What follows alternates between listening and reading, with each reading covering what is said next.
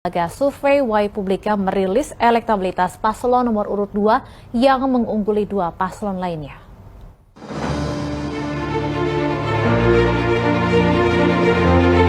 Jelang debat Capres-Cawapres 12 Desember mendatang, Lembaga Survei Y Publika merilis hasil terbaru. Survei diambil pada periode 15 hingga 22 November 2023 dengan jumlah 1.200 responden. Berdasarkan survei, pasangan calon presiden dan wakil presiden nomor urut 2 menduduki tingkat pertama, yaitu dengan perolehan 50,2%. Sementara paslon nomor urut 3 Ganjar Mahfud 23,4% dan Anies Mohaimin di urutan ketiga, yaitu 17,9%. Paslon nomor urut 3 dan 1 terpaut sekitar 5,5%. Keduanya pun terpaut jauh dengan elektabilitas pasangan nomor 2. Selain survei tersebut, lembaga survei lainnya seperti survei Ide Cipta Research and Consulting, paslon nomor urut 2 mencapai 37,3%. Lalu LSI DNJA yang juga dirilis pada pertengahan November lalu menunjukkan Prabowo Gibran unggul 40,3% dan Populi Center 43,1%. Meski pasangan Prabowo Gibran juga unggul dalam sejumlah survei pada bulan November lalu, namun peneliti Direktur Eksekutif LSI Jayadi Hanan mengungkapkan efek debat Capres-Cawapres tidak akan berpengaruh pada tingkat elektabilitas. Pasangan calon kami, survei-surveinya trennya cukup bagus, positif terus. Tapi kami tetap akan kerja keras mempersiapkan debat karena kita tahu bahwa kita ingin juga memberikan yang terbaik kepada para pendukung. Dan sebenarnya kan kalau kita mau berteori nih ya, sebenarnya gini, analoginya seperti misalnya pendukung pemain sepak bola nih. Ketika kita nonton, misalnya kita adalah pendukung MU atau Liverpool, pada saat menonton kita udah nggak mau tahu hasilnya apa, kita tetap mendukung calon kita. Jadi saya setuju yang dikatakan oleh Pak Jayadi bahwa di sini kita akan berusaha membuat performance sebaik mungkin untuk tidak mengecewakan para pendukung, untuk menjadi penguat para pendukung pada saat membela kita di lapangan, dan juga tentunya jika ada kemungkinan bisa meraup suara-suara undecided voters atau swing voters, itu tetap berarti buat kami. Pekan depan, debat Capres-Cawapres perdana akan digelar oleh Komisi Pemilihan Umum Indonesia.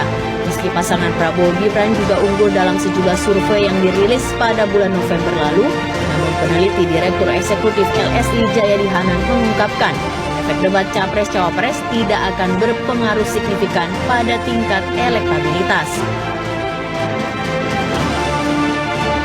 Efek debat itu nggak banyak ya. Biasanya 3-5% gitu.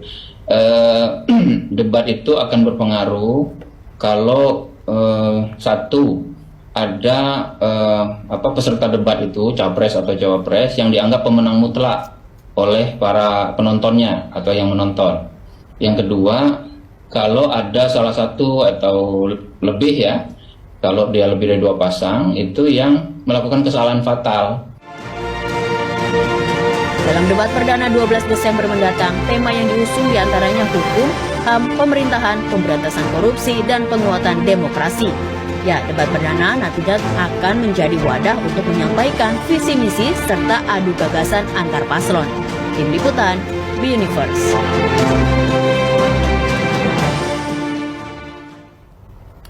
Ya, pemirsa, apakah elektabilitas hasil sejumlah lembaga survei akan menjadi evaluasi tersendiri bagi paslon jelang debat perdana? Kita akan mendiskusikannya bersama dengan Direktur 3 Penggalangan TPN Ganjar Mahfud, ada Pak Miftah Sobri, dan ada juga juru bicara TKN Prabowo Gibran, Yadi Surya Diputra. Selamat sore, Pak Surya, Pak Miftah, terima kasih sudah bergabung bersama kami. Selamat sore, Stefani. Malam, Mbak Stefani. Ya, sesuai nomor urut, saya ke Pak Surya terlebih dahulu nih artinya. Pak Surya, kalau melihat hampir semua hasil survei menjelang debat ini menempatkan Prabowo Gibran di urutan yang pertama ya. Seperti apa kemudian Pak Prabowo dan Mas Gibran menanggapi ini? Apakah merasa di atas angin, menambah kepercayaan diri mungkin menjelang debat perdana? Jadi alhamdulillahirrabbilalamin, atas berkat rahmat Allah yang maha kuasa dan didorongkan oleh keinginan luhur, hari ini rakyat Indonesia mulai menampakkan bagaimana mereka akan mendapatkan seorang pemimpin yang melindungi segenap bangsa Indonesia dan seluruh tumpah darah Indonesia memajukan kesejahteraan umum, mencerdaskan kehidupan bangsa, dan ikut melaksanakan ketertiban dunia. Inilah pemimpin yang akan menjadi jodoh bangsa Indonesia hari ini berdasarkan hasil survei-survei yang ada. Kami tentu bersyukur, kami terus memohon restu dari seluruh rakyat Indonesia agar semakin next 2 bulan ke depan survei akan terus meningkat. Jadi begini Mbak Stefani, 2 bulan sebelum penetapan capres, Pak Prabowo sendiri itu angka pemilih tradisionalnya sudah di angka 35-36% rata-rata survei. Kemudian ketika kami memutuskan untuk menetapkan Mas Gibran, ketika Pak Prabowo menetapkan Mas Gibran sebagai cawapres, itu angka langsung naik mulai 38-39%. Ketika kemudian KPU Republik Indonesia menetapkan pasangan capres-cawapres, kami sudah di angka 40-43%, bahkan ada yang sudah 45%. Dan itu adalah masa-masa sebelum perang dimulai, atau sebelum masa kampanye 28 November dimulai, modal kami sudah di angka 45%. Hari ini kita lihat 1 minggu kampanye terjadi peningkatan yang luar biasa, termasuk di seluruh kantong-kantong, suara-suara terbesar di seluruh provinsi di Jawa, dan terlihat sekali sudah ada yang sampai ke angka 50%. Tentu itu kami syukuri. Kami memaknai kerja kami sebagai operasi cepat selesai di tengah perang tahan lama. Insya Allah 14 Februari rakyat Indonesia akan mendapatkan pemimpinnya yang dinanti-nanti sebagai satu pemimpin yang kuat, yang akan menunjukkan bagaimana bangsa Indonesia harus Pak Prabowo menjadi dan Mas negara Gibran superpower di dunia, dan itulah Pak Prabowo. Insya Allah kita akan melihat Pak Prabowo dan Mas Gibran akan menjadi padahal Pak Prabowo dan Mas Gibran lebih putaran. banyak berkantor ya Pak ya, lebih banyak bekerja begitu daripada berkampanye.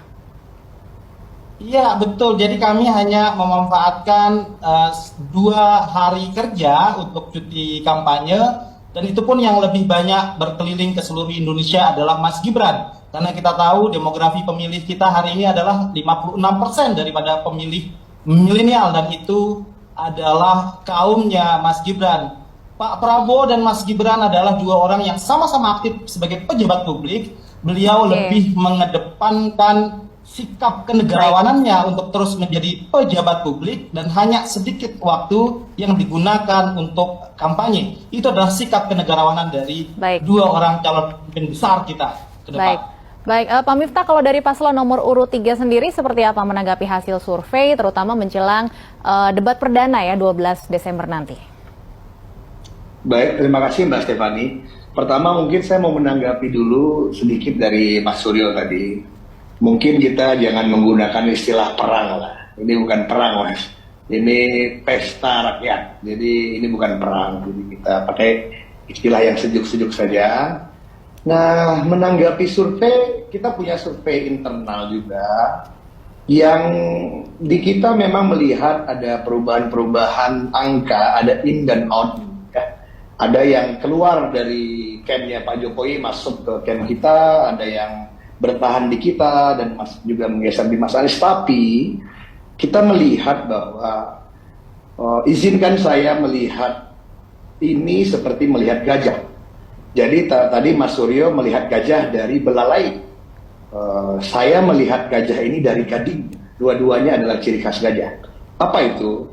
Kita melihat bahwa memang posisi hari ini pasangan Mas Ganjar dan Prof Mahfud itu di runner up. Di data kami masih di sekitar 30%, dan Pak Prabowo dan Mas Gibran di 40%. Dan the rest 20-an di Mas Anies. Dan itu saya pikir tergambar dari data-data yang ada, rata-rata 40%. Maksud saya ingin melihat gajah dari gadingnya, saya ingin melihat justru sebaliknya, kami lebih optimis lagi. Artinya, dengan jam terbang yang sudah sangat tinggi daripada pasangan di nomor 2, maka itu kita melihat yang tidak memilihnya. Berarti kan nomor 2 yang sudah ikut pemilu berkali-kali itu peaknya 40. But yang say no to them itu ada 60. Artinya kalau kita melihat bijaksana dalam pesta demokrasi pada hari ini, ada 60% masyarakat yang tidak di nomor 2. Dan dia terbagi di nomor 2 dan nomor 3. Dan kami pada hari ini di